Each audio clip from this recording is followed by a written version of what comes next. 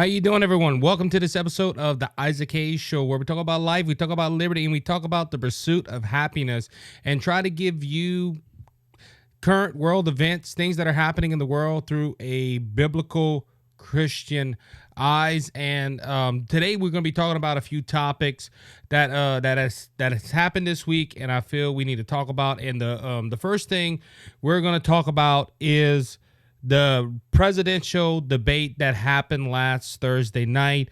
A while back, I did an episode on who, as a Christian, who do we vote for?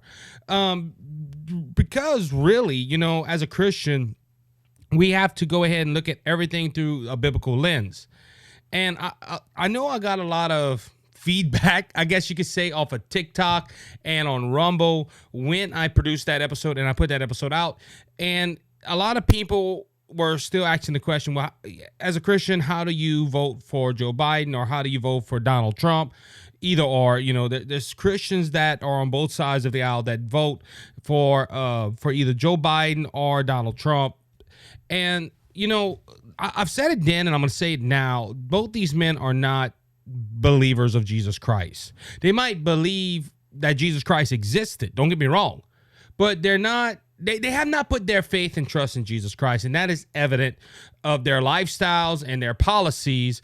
But I could say that Donald Trump leans more to a biblical standard than Joe Biden does. Now, these two men are not Christians, so we have to look at the policies. And this debate last night, I will be going back to a lot of my political roots of the Cajun Conservative Show, because last night I watched the debate. I still love politics, don't get me wrong, but last night was hard. Was hard on so many levels. Now, overall, I think Trump did a fantastic job. Biden did have a lot of mishaps last night. Well, I say last night at the time of this recording, Thursday night. It was just hard to watch. Right out from the gate, they asked Joe Biden a question, and he just stumbled. He looked like he would lose his train of thought, and it was just a bad night. And I'm just not saying this because I'm a Trump supporter. This is backed up by CNN, MSNBC, and many others that reported on this on Thursday night. It was just a horrible night for Joe Biden. They're trying to cover it up by saying, well, Donald Trump lied, Donald Trump did this, Donald Trump was a bully, and they're trying to add that up. But the American people saw a side of Joe Biden that, as my friend Dr. Michael Swartz said on his show, Two Mics Live Friday night, the world saw a Biden that most conservatives have been saying. They've been saying, hey, this is the Joe Biden that is running for president.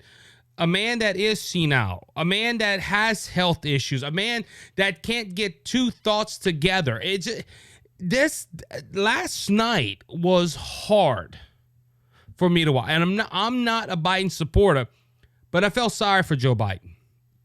I really felt sorry for Joe Biden. And he just... It hurt. I'm not going to lie to you. It hurt me to see a president suffering like that. Now, I know you that might be on the left, you might say, Isaac, you're just saying that for the camera. No, I honestly felt bad for this man that had to go up on a debate last night. He stood there, I think a total of 90 minutes, and he had to have his wife help him get down. And his wife is chanting, yeah, I think you did a good job, Joe. You answered all the questions, Joe. Doesn't this woman care about her husband? Joe Biden just looked bad last night. And look, this is in the lens of a former political commentator, I guess you could say. I watched that debate and I just felt horrible for Joe Biden. And I heard someone say this earlier today. You're telling me that his family, his children, his wife love him and they're putting him through this? Now, we've had stories today where, like Fox News reported on Outnumbered, that Barack Obama was going to go ahead and talk with him and someone, I think Ron Kane, and try to persuade Joe Biden to step out of the race. That was this morning. Articles came out this afternoon. Joe Biden said he is not leaving this race. He believes he's the only one that could beat Donald Trump, excuse me. He's the only one that could stop Donald Trump, and he's the only one that could get everything done. But I'm going to be honest with you. I think his campaign is done. They can't go through another debate. Think about it, okay? On that note of another debate, he stayed at Camp David for a week prepping for this debate. Donald Trump was on the road campaigning. The president of the United States rested at Camp David and prepped for a week for this debate, and he did that poorly of a job.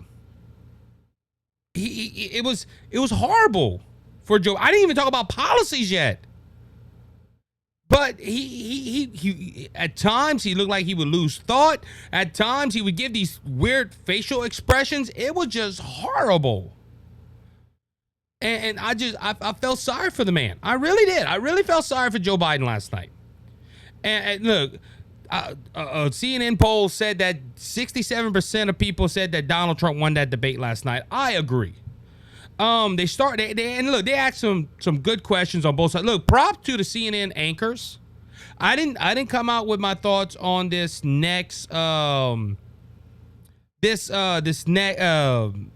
I say this? I voiced my opinions, I guess, on TikTok or something, but I really didn't go on a podcast and make my opinion known of the moderators. I did think they were going to go ahead and tag team with Biden and try to make Donald Trump look bad, and some of their questions did. They asked him about January 6th. They did ask him about his conviction. Joe Biden brought that up multiple times. They just had they did ask questions that try to get Donald Trump into a gotcha moment, but it wasn't bad. Okay, I like how they did it. To be honest with you, I wanted to see how the muted mics work. They worked fine to me.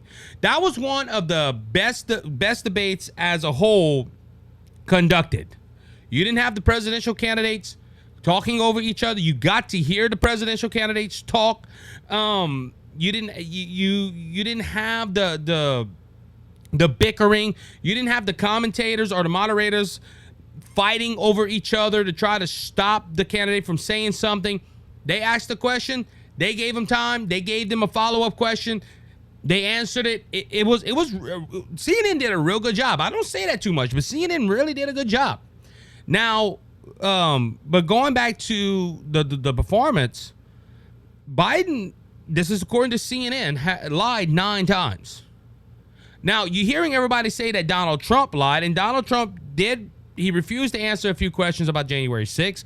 He did refuse to answer a few questions on a few things. And if you think about it, he was trying to catch up time from the last question. That happened a few times. They were like, well, he didn't answer the question. No, he was trying to get a point from the last time he was talking, and they didn't let him have a response. So, but overall, the debate, and like I said, there's just a lot that I could talk about. But overall, Donald Trump won this thing. And Donald Trump, he was Donald Trump. Don't get me wrong. He didn't show a lot of compassion, in my opinion, but he showed that he was a leader. He showed he could get things done. He did bring out his record, and Joe Biden got flustered so many times. I'm going to make this point, and then we're going to go on to our next segment where I got James from Stop and Listen podcast on YouTube going to be joining me and talking a little bit more about the debate. But Donald Trump, you know, they were trying to trigger Donald Trump into saying something stupid, and it was really Joe Biden. Joe Biden did not get the upper hand. It was funny. All these rules, the Biden campaign set these rules up, by the way. I'm just saying, them and CNN. All the rules that thought they would benefit Biden turned around and benefited Donald Trump. And like I said, we're going to talk more about it in a few minutes, but this debate clearly went to Donald Trump. No ifs, no ands, no buts about it. Donald Trump did well. Donald Trump did not. He didn't force a lot of issues. He did make his voice heard. I thought he did a real good job. I can't say the same thing for Biden. Now, the aftermath of this, Democrats are panicking right now. They're asking, well, what's going to go on with our candidate? Do we have a candidate? Now, again, like I said, Biden has made it clear he is not stepping down. This shows me he's more worried about his position in power than the benefit of his party. And look, there's some people like this in the Republican Party. You see some people in the Republican Party, Mitch McConnell, don't want to leave for anything. He likes his power. And I honestly think there's a lot going on behind the scenes with Joe Biden.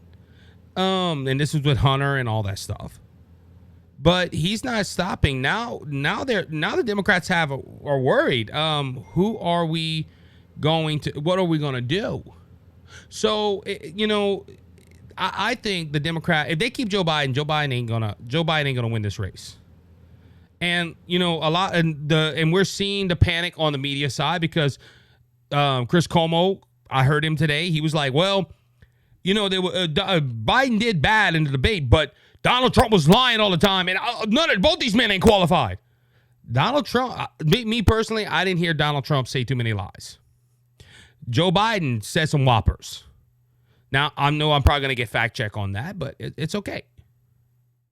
Ladies and gentlemen, this was a horrible debate for Joe Biden. And the media and the surrogates at the Democrat Party, they are they're having a hard time. They're having a hard time right now, and they have to try to force Joe Biden out of there. There's a lot of pundits out there that are saying that Joe Biden will not make it to the election day because they're going to replace him. It would not surprise me. And now people are asking the question, can Joe Biden be replaced? Technically, no, unless he quits. So we're going to have to see what happens. And like I said, I'm going to have James from Stop and Listen podcast on YouTube. He's going to join me in a few minutes, and we're going to go ahead and talk about this. So, I thought I thought Donald Trump had a very good night. It was a great night for the Republican Party. I think Donald Trump does pick up support. I see Robert Kennedy benefiting from this as well. He wasn't there, but he had his own little town hall meeting. And he was answering some of the questions that the candidates were asking at this debate. Because remember, the Biden campaign didn't want him there. But they maybe would have benefited if he was there, because he could have challenged Trump on a few things. Now, he would have challenged Biden on a few things as well. But Robert Kennedy is going to benefit from this debate.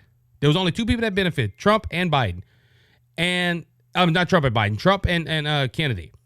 Because Kennedy is going to take the votes away from not Donald Trump, excuse me. I had a long day today, so excuse me. He's going to take away votes from Joe Biden because people are not going to vote for Donald Trump. They're going to vote for, they either were going to vote for Biden or they're going to vote for Kennedy. And if Kennedy can get on all 50 ballots, it's going to be a bad election night for the current president of the United States. Just watch. All right, as I said earlier, we are joined with Jamie from the Stop and Listen podcast on YouTube. And are you on Rumble as well? I am on Rumble. I post that most of the time. I frequently forget Rumble, unfortunately, and I cannot figure out how to do an audio podcast. You do? Are you on like Spotify? I'm on everything. I'm on Spotify, Apple, YouTube. I'm just a busy bee over here in South Louisiana. You gotta be. Yes, sir. So I was lazy in life until recently, with working 2 jobs and doing this podcast and having somewhat of a life in the real world. I was lazy for a very long period of time, apparently, because now it's just crazy. Yeah, it is crazy, man, all the responsibilities. So we were texting last night, and I just explained some of my opinions that were on the debate last night. Just to recap, and I want to get your opinion on it. Biden had a bad night. Trump had a very decent night. He did very well. The Democrats are panicking, and now we have even Barack Obama is chiming in saying, look, he had a bad night, and we think we should pick somebody else. That is from Fox News Outnumbered. I did not hear that about Obama. I heard about, I've heard everyone else chiming in. Apparently there's going to be they're kind of implementing a sit down with the big dogs in the party. You know, the Clintons, the Obamas, Schumer, and Pelosi is what I heard. They're going to have somebody's going to have to come and sit him down and tell him he's done.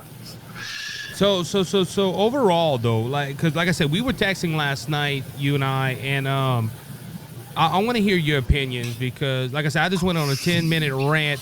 I didn't get crazy or anything, but you know, I want to hear your opinion of what you thought of it Thursday night when this debate happened. Well, I didn't live stream it, but I was watching it.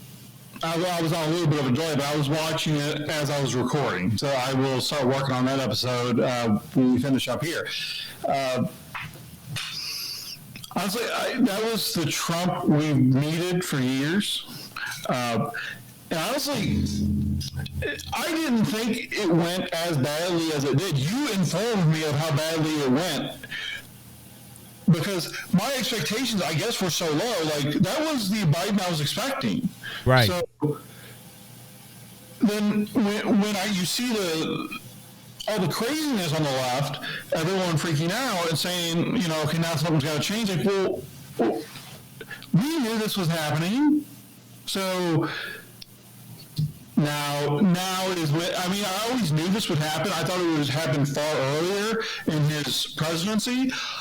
But, I mean, it's just, he's going to be out in a week. Like, it was just, I knew one day it was all going to change, and he's done, it's time to move on, But look, let's compare it to the debates of 2020, because you mentioned that, look, a lot of people saw that. Even the great late Rush Limbaugh brought this out. But this isn't the same Joe Biden that ran in 2020 either.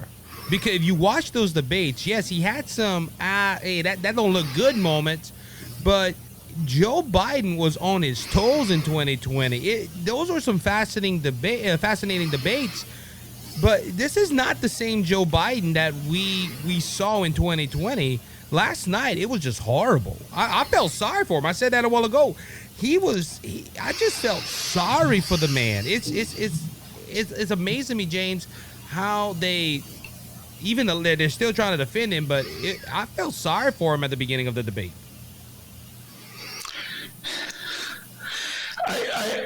A lot of people share your opinion. I can't say I feel sorry for him.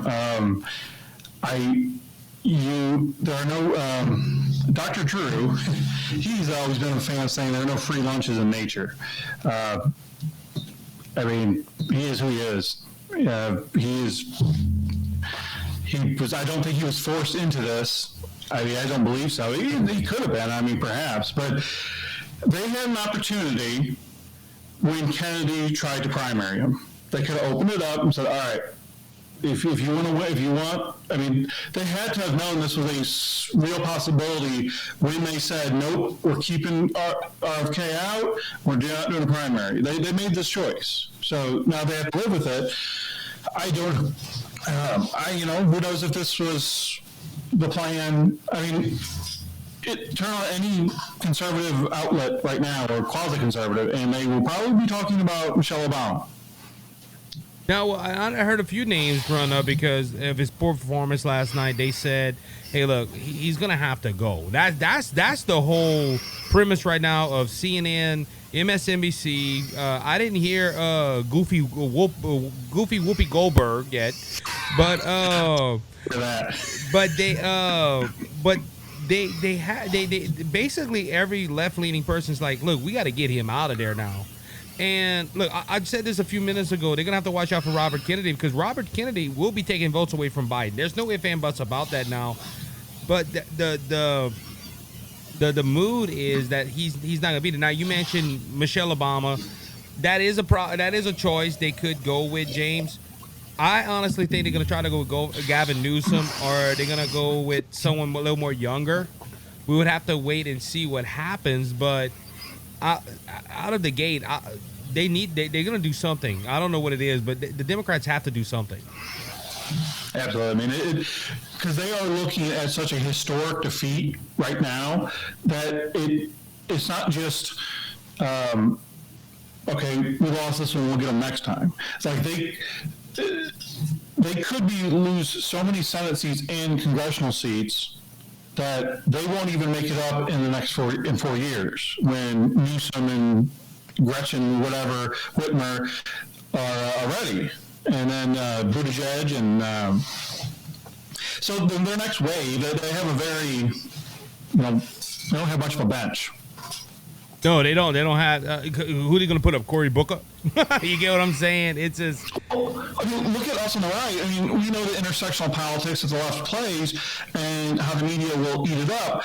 But we are most scared of Michelle Obama, a person who doesn't want to be president by all counts, by everything anyone who knows her says. She does not want to do it. She is not a politician. But she scares me the most because I think she would, this late in the game, it would be a contest, but I see her as the only person who could beat Trump. Well, I agree with you on that because first off, she don't have no policies that she can go on. All she can say is, well, my husband pushed this, so that'll be her mistake to say, I will push that. That I see as a danger, but like I said, even the Democrats are not even putting out her name no more. So, and you know what's sad, Jamie, going to a different point, we have to come here and talk about how Joe Biden did so bad of a night that the Democrat Party wants to change him. Look, prior to Thursday night, everybody was for Joe Biden. Look, hours before, I was watching, I think it was C-SPAN, and C-SPAN had Gavin Newsom, and Gavin Newsom's like, man, he's our guy. He's our guy. And after the debate, he's like, well, he didn't do good on the debate, but at least his policies came out. I'm like, no, we couldn't understand him. And the key, look, Dan Bongino said it today. The key moment of the debate was when he was trying to explain something. He mumbled, and Donald Trump said, I couldn't understand anything he just said. I don't even think he understood what he just said. That was a mic drop moment for Donald Trump because it showed what us conservatives have been talking about for months of Joe Biden. The whole world saw it last night, and there's no matter they didn't, if they juiced him up, they gave him a bad dose. I think. Okay, so I didn't realize Trump did as good. Okay, and I watched it. I watched almost all of it. I skipped through some parts towards, on the second half of it. But I didn't realize Trump did as good as he did because I was focused on Biden. I was just watching Biden pretty much the entire time. Oh, you was watching the phase? Yes. And so, like today, I'm on the road. I drive as you do, and so I listened to Tim Pool's podcast, his coverage of it, and so I was hearing Trump, and I was like, oh wow, he actually was really, really good. And look, us conservatives are saying that. Jamie from the Stop and Listen podcast, Isaac from the Isaac Hayes show, we're saying this. We're saying, look, he did an excellent job. Now, the left string media, they're not saying this. The words that are coming out of their mouth, and I talked about Chris Cuomo earlier from News Nation. He basically said, look, none of those guys did good up there. But we have one that is a good politician, can do the job, but he's old. And we have one that's just bad orange man, and he shouldn't get the job. And the left is just saying, well, they both did a bad job, so nobody won. It's a tie. That's how they're basically putting it. And like you said, you can't argue what Trump did last night. Trump literally wiped the floor with Biden. No, that is why they're freaking out, because if Trump actually didn't do as good as we say he did, they would be attacking that to pieces.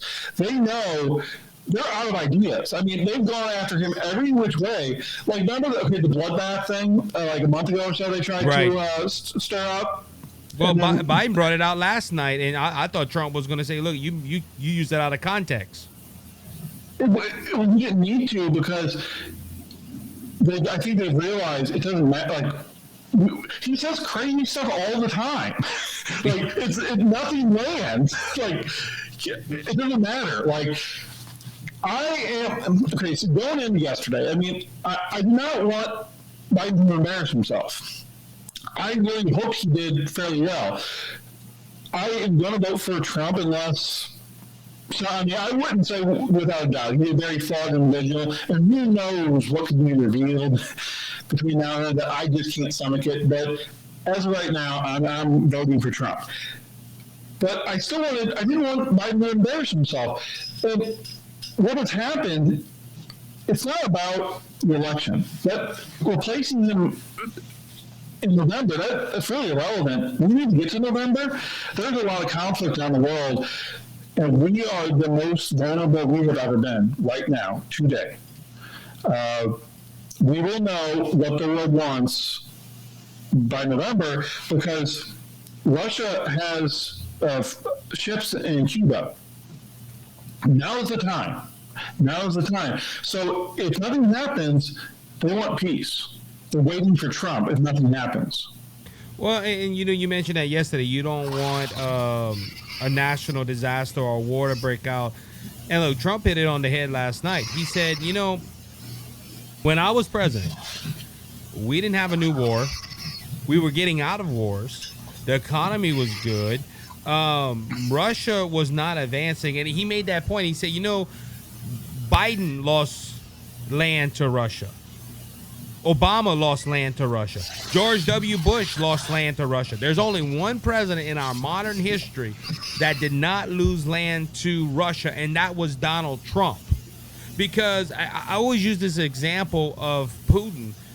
When Putin met Trump and Trump said, don't do it, Putin had to take a second thought and say, if I do something, will this idiot do something to me? You watched last night, and I was talking to a coworker today, and he made that point. He said, the world was watching last night, just not Americans. The world was watching last night, and they saw a feeble old man running this country. Do they think, well, look, we only have a few months left. Let's try to do something before Donald Trump gets into office. That's what they did with Jimmy Carter and Ronald Reagan back in the 80s. And it's just, the world was watching this last night, and Jamie, I didn't like what I see. And we didn't even talk about policy yet. We're just talking about how bad Biden was yesterday.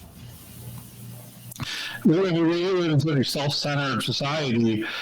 That's what they're worried about. Who's going to give to me and who's not going to take away from me.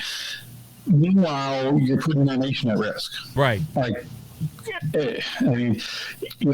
hope we speak again in the future and get into those faith issues. Because that's ultimately what. I don't know what is in Donald Trump's heart. He's definitely a flawed man, but to me, he gives us an opportunity to fight.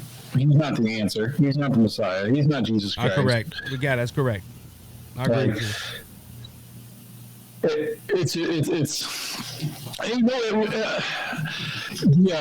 What opportunity that he missed actually though, right off the bat when Biden said that he didn't lose any servicemen. Well, he should have brought up the 13 servicemen. Well, he brought it up later on. But it was kind of been a half, because it wasn't a direct, that should have been the first thing out of his mouth, and it would have been over right then. He let it slide. He really did. But, where do we go from here? How they have to remove him from office. They have to make Kamala Harris president. They have to. Well, I'm going to say this. And a lot of theories are going around, and you're bringing that up. They have to make the only way they can make Kamala Harris president is if something would happen to President Joe Biden, or they use the 25th Amendment on him, or he resigns. That's the three options. And look, it would not pass me that they would use the 25th Amendment because if they use the 25th Amendment, he can't be the party's nominee. They have to give it to Kamala Harris. But even that, though, Jamie, she has a worse record of polling than Joe Biden. So they're in really a lose-lose situation. Come on, this is the lady that made the comment, well, I'm going to explain Ukraine and Russia to you. A big country went ahead and tried to take over a little country. This big country is going after acting like the American citizens are children. And I just, it's sad, man. It's really sad that we're in this state right now. She had an opportunity when she spoke to Anderson Cooper yesterday and embarrassed herself. Now, I think what they'll do, they're going to have that meeting, that Schumer, Pelosi, Obama, Clinton meeting, and if they can't convince Biden to step down at that point, I think then they will enact the 25th Amendment. Then they'll go to the convention, and Kamala will say, I don't want to run.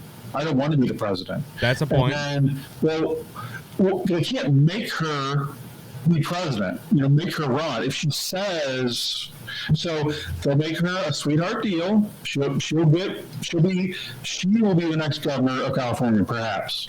I'm going to say this, though. This is the only flaw I see with that theory, because it's already shown. Biden already said, look, I'm not stepping away. Biden is too prideful and too arrogant to step away from that, because I told my brother, the co-host of Brothers Just Searching, Anthony Hayes, today, I told him, I said, listen, he likes that power and he's making money somewhere. That, Hunter Biden convicted, but he got minions all over the place. So Biden is making money somewhere. That's how I feel. But he's not going to step down. Now, if they use the 25th Amendment, I think Kamala Harris is so fried, if I could use that term. She's so self-centered. I don't think she would listen to him. She might say, yeah, I'll go ahead and do it. But after she gets that power for a couple of months, Jamie, I think she's going to be a wild boar. I don't, like, it's hard to fathom, because we can't understand what these people are like, because they are idiots with tremendous self-confidence. And they don't have God either. We both have the good Lord on our side, so that too, certainly. I mean, it seems reasonable. I think if people came to us, serious people, and said, "Listen, you need to stop what you're doing. People do not like you. You're going to embarrass yourself." I think you and I might But when you're a person like Kamala Harris, can you believe that? Because if you could be persuaded people don't like you, she probably wouldn't be in the position she's in, right? Right. And even go to the same point too, their ideology is a lot stronger than their willpower. They might be saying, well, people don't like us, but we got to get this done. We have to get Roe v. Wade back. We got to go ahead and get all this stuff into place. Their ideology is what's really they're pushing for in this time. I think that's maybe why they haven't stepped down, because when Biden says there's more to be done, he's not talking about the betterment of this country. He's talking about destruction of this country, and that's my humble opinion. So, well, Jamie, we're running a little bit out of time for this interview, but please tell everybody where they can find your show and what you talk about, man. I listen to the show every so often, so I know what you talk about. But if this is one of my audience for the first time hearing this, tell them where they can find you and give a little background on your show. Okay, Stop With Some Podcasts. I'm on Rumble. I'm on YouTube right now. That's it. I started this podcast. Oliver Anthony. That song, I don't know who caught that wave over the summer, but no, I didn't hear it. Well, it's got hundreds of millions of views. It's please look it up. It's Richmond, north of Richmond. And, yeah. Now I know who you're talking about. Okay. So I was so into that song, I kept listening to it over and over again. And then YouTube finally suggested, hey, you might want to watch these reaction videos, which I didn't even know was a thing. I saw all different kinds of people, men and women of all different colors, from all over the world, reacting in the same emotional reaction to the song at the same points. And then if a song can bring people together like that, why are we allowing them to convince us we hate each other? Right. So I wanted to kind of take things at a different angle. I mean, I am a Christian conservative. I mean, I'm as far right as you can. I don't want the government involved in our lives almost at all. So I mostly talk about politics. I dip in the culture sometimes, but not really lately. I mean, it's politics seasons. I'll get into cultural stuff here and there. So please, check me out for sure. And I want to keep on growing. Yeah, I want to bring us together. There is a way. We have more in common than they want us to believe. We do. And look, I use for the example of the liberal trucker, Mr. Leroy, on TikTok. Met with him. We had a great conversation on my podcast, The Cajun Conservative. And, we didn't agree with a lot of stuff, but we had a lot of things in common that brought us to the table. And today, if I text Leroy and I say, you want to come on, 9 out of 10 tell, yeah, let's go on. Let's do something together. And, we won't fight, but we have that common. Now, we got that common ground of being truck drivers and, just being content creators. And it worked out. We not yelling, not shouting. You can show you can have a conversation without all that stuff. So, but they don't want us. They want the conservative and the liberal to be fighting, the Christian and the non-Christian fighting with that. And Jamie, while we're on the air, I will say this. I'm glad to have met you, my friend, for the first time. We got to talk, not in person, but on screen. And you comment on a video, and since that day, you've been commenting, and we've been corresponding with one another. And can't wait to have you on again for another. We are planning on a topic together for a whole episode. So. Yeah, I can't wait, man. It has been great. I love it. Yeah, I stumbled across your videos, and you're the first person I've actually interacted with on here. You're my first YouTube relationship. Hey, that ain't nothing like. I can introduce you to a lot more Rumbles and YouTube, so we're gonna have to work that out. That's great.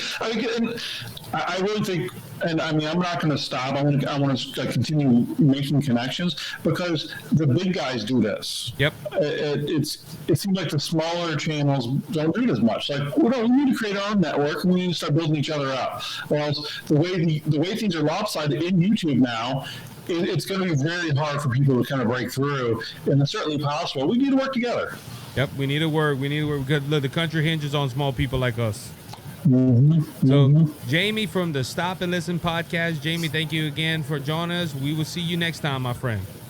All right, have a good one. See you. So that was Jamie from the Stop and Listen podcast. Please go and give him a follow and a listen. Jamie got some good content out there, and he's a growing YouTube channel. So go ahead and like and subscribe to Jamie from the Stop and Listen podcast. Also, on that note, we are connected with a few other podcasters, Two Mics Live.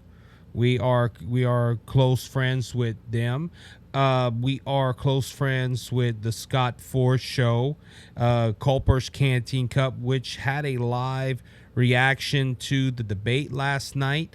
So go ahead and check them out. You are not going to be disappointed, I promise you. So I'm going to give them a free plug. Before we move on to our next topic, I want to go ahead and give a shout out to Give-A-Derm. There's a lot of skincare products out there, but unfortunately, these skincare products use a lot of toxins and chemicals. And ladies and gentlemen, this can hurt your skin. Not Give-A-Derm, though. Give-A-Derm is a all-natural product. They use all-natural ingredients for their products, and they are a great product. I'm not just saying this because, they wanted to be partners with us. They sent me product, and their product was amazing, and I really enjoyed it. My wife enjoyed it, and they are a good conservative company, and they wanted to help us out here at the Cajun Conservative Show, so they went ahead and gave us a promo code. Is BGS Media 10. BGS Media is the company that we use here for the Cajun for the Isaac Hayes Show and for Brothers Just Searching and our other productions here. So go ahead and check them out. There are one of three in the link. You can go ahead and use the promo code BGS Media 10 on all the products. You get 10% off your purchase. So go ahead and use that promo code BJSmedia10. Let them know that Isaac Hayes from the Isaac Hayes Show sent you. All right, let's go on. That's it with the debate. We kind of got our point across. The first couple of minutes, and then Jamie coming on and talking about it. We just live in a nation that's it's scary. It's scary right now, and especially to know that our leader is acting like that is scary. But there were some other stories this week I really want to touch on, and the story, there's two of them that I really want to jump in with, and one is that the Supreme Court went ahead and ruled this week, throwing out the case of the Murphy in Missouri. Now, this is close to home because our own Louisiana Attorney General Liz Monroe was in this fight, and I think Jeff Landry started it before because this case was in there long before Liz got in. But now Governor Landry started this, and he joined in with Missouri and a few other plaintiffs. And the whole case was that Facebook was pulling down posts because the federal government asked them to. Now, it wasn't officially asked to take down. They were like, hey, we would suggest you take that down. Suggest, not told. We would suggest you take that down because we believe this post about C-19 or this post about the election was considered misinformation. And this happened through the Biden administration and beyond. There was people in the federal government telling certain companies how to dictate what was false information and all. And it went to the Supreme Court. Now, I think it was the Fifth Circuit Court of Appeal. They went ahead and said they sided with Louisiana and Missouri and the other plaintiffs to say this is a violation of the First Amendment. The federal government should not tell private companies what to do in a sense of information or free speech. And ladies and gentlemen, I'm a strong constitutionalist, and I believe that we should have free speech here in America. Not just to speak our opinions as I'm doing on this show, but also to, if you're a Christian, to share the gospel. You know, they could dictate what you could say. They're going to tell you, hey, you can't preach a certain message, or you can't tell people that they're living in sin. That will be considered offensive, and they're going to outlaw speech. And the federal government they're not supposed to stick their nose in free speech. This is why the founding fathers did this. They wanted to go ahead and make sure that you had the right to speak what you felt. The First Amendment is basically this. It is not to protect your free speech. It's to protect the person that you're talking to, their free speech. And the federal government, at the time of C-19 and others with the Hunter Biden laptop and everything, they didn't want certain information out because, first off, it would hurt Joe Biden, but they didn't want certain things to be known. It wasn't about public health, or it wasn't about false information. The federal government at that time, under the direction of President Joe Biden, was trying to stop certain people from giving their opinions, like yours truly, that got censored a week ago on a social media app. They don't want that. They don't want people to hear opposite opinions. That's why they were doing this. So it went up to the Supreme Court, as I said, and the Supreme Court threw it out.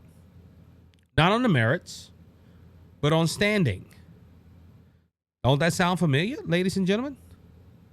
The Supreme Court, 6-3, and it was Amy Coney Barrett and Judge Roberts and Brett Kavanaugh that went ahead and voted with the left-leaning Supreme Court justice to throw this case out.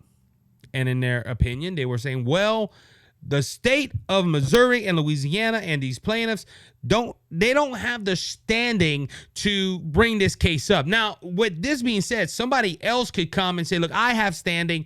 I'm going to bring it up. Dan Bongino brought that out the other day in his episode on his radio show. He said that, well, look, I was affected by this. I was affected. So do I have standing? And the Supreme Court just as Dan Bongino would say, punt the ruling later down the road. And ladies and gentlemen, I don't know why the Supreme Court wouldn't have ruled on the merits. Because the merits were there. The federal government was trying to censor Americans' free speech. Now, you can go with the argument, well, Isaac, Facebook, YouTube, TikTok, and any other social media, they're privately owned companies, and they can dictate what's on their platform. I understand that. I understand if Facebook, YouTube, or other social media sites say, look, we feel this is wrong, we want to take it down, that is their choice. As of the federal government with the rule, can't think of the number for a social media rule that you can't sue them, whatever. If that was the case, well, look, I can't argue. It was a private company, but this was the federal government going and talking to the heads of these social media companies and telling them, hey guys, we don't think that's right. We feel that's misinformation. We don't like what they're saying. Take them off. That is the government infringing on the rights of American citizens. And ladies and gentlemen, this is why the federal government don't like sites like Locals. They don't like sites like the Rumble. They don't like free speech platforms like Twitter. Twitter and even TikTok to some extent is mostly free speech platforms.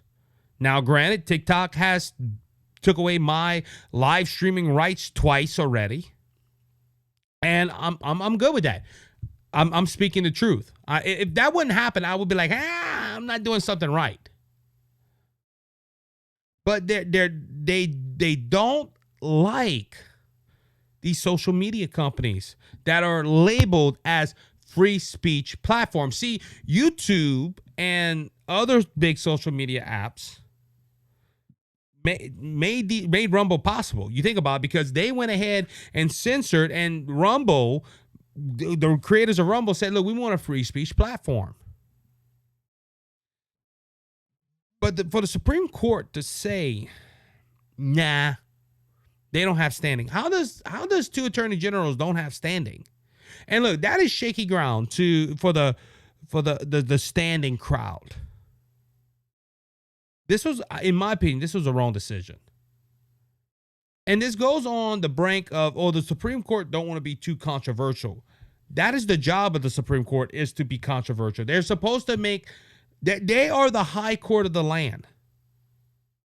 They're supposed to say, hey, this is right, this is wrong. Now, granted, they have been making some good decisions after this decision of, I think it's Murphy versus Missouri. But this is wrong. You're basically telling the federal government right before an election, hey, it's okay for you to call social media companies and tell them, you can go ahead and tell social media companies to block this certain thing because they said something against Joe Biden. Now, I want to bring up, and this thought was not my own, so I'm going to give credit where credit is due. I heard this from Dan Bongino.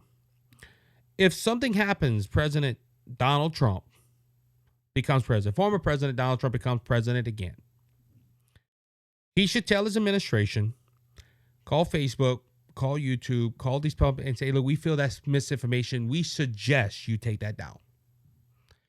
You're going to hear every left-leaning person get their calzones on a bunch. Wait, the federal government's telling them what to do. Well, that's what happened. I'm not. That's what Biden did. Going back to the debate last night, Thursday night, excuse me. Biden was like, oh, he's going to go after his political rivals. And I'm like, what you think you're doing? And this is what they're going to do. They're going to go ahead and say, a president shouldn't suggest or tell media companies what to pull and what not to pull. And all the Republicans need to do is say, well, the Supreme Court said you can. That's all you have to do. It goes on the line. It goes on the line with a lot of areas in our political system where Republicans just don't use what the Supreme Court gives them. Look, prime example, Roe v. Wade. President Joe Biden said that President Donald Trump wants to sign a federal abortion ban. President Trump has never said that. But, in the I'm going to talk more about that in a little while, but the Democrat Party, y'all want to stop abortions. All Republicans need to do is say, no, well, we didn't, we're against it, but the new court rule says it's going back to the states. The states have to determine that, not us. Y'all Republicans, y'all want to stop abortion. Look, I'm against abortion. I'm gonna be honest with you. But these people, they're gonna say, like Donald Trump wants to sign a national abortion ban. No, he doesn't. They're gonna push this, but all Trump needs to say, look, I overturned Roe v. Wade like he did Thursday night, and say, you know what, it's going back to the states. Let the states decide. There's a lot of issues that we could go ahead and say as Republicans, or even as Christians, say, look, the Supreme Court said this. Now, were they right on everything? No. Taking God out of school, which the Ten Commandments are going to be an issue going to the Supreme Court later on, because Louisiana said you can have they have to display 10 Commandments in every classroom. This is going to go to the Supreme Court, and what the Supreme Court's going to do. On the last note of this, before we move on to our last topic, I don't trust the Supreme Court. I'm sorry, I don't. I don't trust the Supreme Court because the Supreme Court has failed us multiple times. And look, Donald Trump was bragging about Brett Kavanaugh, Amy Coney Barrett, and Neil Gorsuch at the debate Thursday night. They were some good picks. They were not.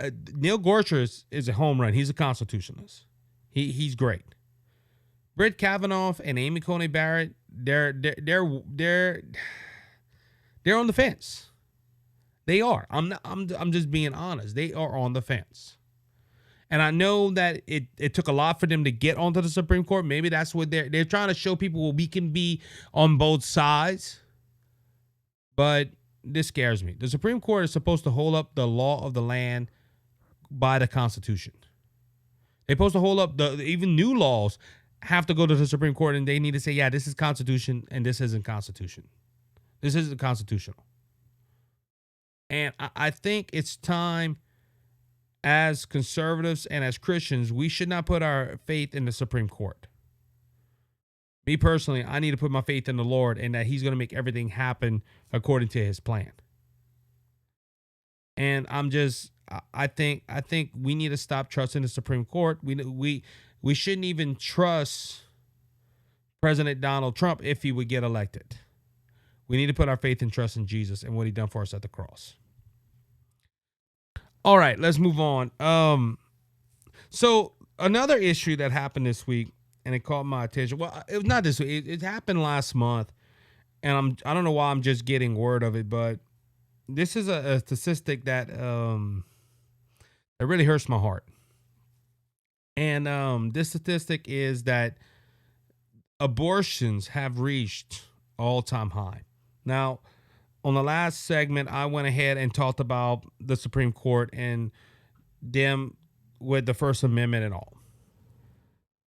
But we overturned Roe v. Wade, and this was an accomplishment that Christians have been hoping for the last 50 years. Finally, Roe v. Wade was overturned, and I'm gonna be honest with you. I thought that it would slow down abortions tremendously, and it has. It has been going down, and it looks like, you know, they're still saving lives, but unfortunately, we have higher abortions now. Now this is credited to a lot of abortion pills that people are taking. No, it wasn't Matt Walsh. It was Michael Knowles from Daily Wire. They were doing a backstage thing for the presidential debate on Thursday night, and they were talking about this a little bit. And he made a good point. He said, "Look, 60% of abortions right now are done by pills. The morning after pill and any other pill that you could think on that will terminate a pregnancy." And now the surgical abortions have gone down. They're only about 40%. And ladies and gentlemen, Roe v. Wade has been turned over, but the abortion rate is still high, all-time high in 2023, according to a not conservative source. What made me want to talk about this is the arguments from left-leaning people and the godless people that support abortion. And it goes along lines like this. And we saw this in the Thursday night debate as well. When asked about abortion, Donald Trump was hammered by Joe Biden on this issue. And they were saying that he wanted to sign a national abortion ban. They're trying to take reproductive rights away from women, which I still don't understand. I have not had a leftist tell me how having an abortion and terminating a pregnancy is reproductive rights. Reproduction rights is, hey, reproducing children. Doing the stuff that men and women should do in marriage, and having a baby and having new children run this country. That's reproductive rights. Terminating a pregnancy is not reproductive rights. That is my personal opinion.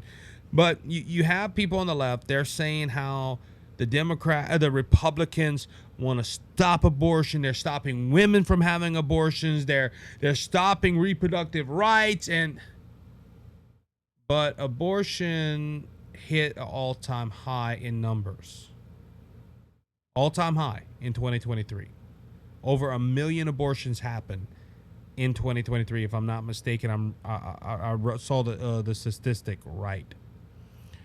But people are still gonna listen to the left-leaning people saying they're trying to stop you from having an abortion. Listen, I'm against abortion. I believe abortion should not be existed in this country. I disagree with Donald Trump on his stance with abortion. Okay? Donald Trump's argument of constitutionally of the states should, draw the should focus, do the laws and all that. He's correct on that, because it is not a issue that was found in the Constitution. Donald Trump said it Thursday night. I don't think the founding fathers thought about this, because the founding fathers would have never thought that people would want to terminate their pregnancy. Not one. I don't think one founding father would have thought that. So that's why they didn't put this into the Constitution. And I agree with Donald Trump on his stance on Thursday night, that he said the founding fathers probably would have been against this. And I agree with him. I agree with Donald Trump on that. But Donald Trump said, hey, I'm not going to sign a national abortion ban. I don't think abortion should ever happen again in this country. But at the same time, I could tell women, and women are the only ones that get pregnant. I'm making it blunt. I'll tell a woman, hey, it's not a good decision to have an abortion. But at the end of the day, you can't stop somebody from doing whatever they want to do in that sense of an abortion. Okay, but it goes to the argument that I see on the left is, well, y'all Republicans, y'all guys want to stop us from having abortions. No, we can outlaw it in the state like Louisiana. I think Louisiana you cannot have an abortion in this state. But you can go to other states and have an abortion. Sad, but true. You can go to other states and have an abortion. We're not stopping you from going to another state and terminating your pregnancy. But the left is saying this. Y'all Republicans want to stop reproductive rights. And I'm starting to see it's a false argument. Because if we were forcing people to stop having abortions, the numbers would have gone down. We have a record number of terminated pregnancies in this country. And it's sad. It's sad. But you have the left saying, hey, you Republicans, y'all want to stop and this and this. Y'all trying to take rights away. No, we're not. Look, we're against it. But at the end of the day, on that front, you can do what you want. I don't agree with it. I think it's a sin. I'm just being honest. But if you go to another state that allows it, like California, well, guess what? You can do that. Oh, at the end of the day, though, and I will make this point, and I know I'm probably going to get some people that that might message me and tell me something, but this proves something else as well. Yeah, with all the states that outlawed it or have certain weeks that you can have an abortion and all, people don't want to face up to, I don't want to say mistakes, but they don't want to face the consequences of their action. Let's say it like that. And when people do that, they're going to find a way to try to get out of that responsibility or that consequence. I said this on a podcast. The episode's not even up on YouTube. I don't even know the podcast is still around. But when they brought this argument to me of why people get abortions, and the argument was, well, rape, incest, or something along those lines, and they don't want to see that child. And I pulled up some statistics, and it's old statistics now, but I made the point. It's about 5% of terminated pregnancies are in those categories. And the left always says this. Well, why don't you give special privileges to people that have been SA'd and other stuff of that nature? And there was one Republican said, look, we'll put the exemptions in there. Would you outlaw every other abortion except for that? And the Democrat was like, no. Look, I even saw Biden on Thursday night say this when they asked him, hey, do you support a ban, or do you support pregnancy? Do you support termination of a pregnancy up to the day of the birth or whatever? And Biden looked dead into the camera and told the American people, I support Roe v. Wade. He was basically saying, I support that. That's in my humble opinion. And I don't know why the Democrat Party and their leaders love death so much. But going back to my argument, this is not about that, a medical exemption, or this is about people that want to have unprotected sex. And when they have a child, that this is how human beings reproduce. When that happens, they don't want to go ahead and take the responsibility of raising a child. So instead of saying, I'm going to take that responsibility, they go ahead and they terminate their pregnancy. Abortion is not about a medical issue, or it's not about, crimes or whatever done to a woman. Majority of abortions are done because of convenience. They don't want to have this child. They don't want to take care of this child. So let's just go ahead and terminate the pregnancy. And we're going to live our lives. And it's sad. Most abortions are done for selfish reasons. And look, I'll have a debate with anybody. I've had a debate on abortion already. Again, you can't go watch the video because it's been taken down. I don't know if YouTube took it down or the content creators at the time took it down. I don't know. But this is all done by convenience.